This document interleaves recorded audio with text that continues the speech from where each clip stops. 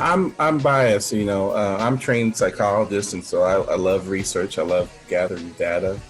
I think when organizations trying to better understand the climate of their organization or what the issues that they're dealing with, I think they have to be open to collecting information in different ways.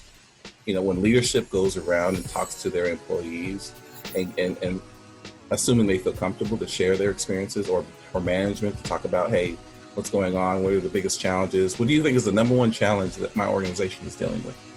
That kind of open-ended question sometimes can, and not to be too vague, what's the number one issue organization is dealing with around diversity, equity, inclusion?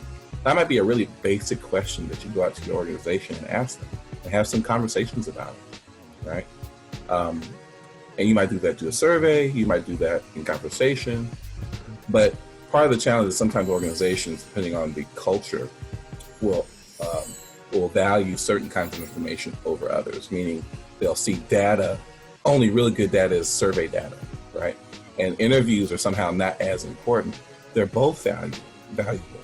And my training has shown me that they serve in many ways sometimes different purposes, but they're still very, very valuable. And then the question for me is, how do I use that to better dig deep in my understanding of the organization?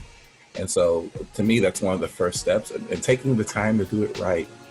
But also being mindful of not letting perfection be the thing that gets in the way.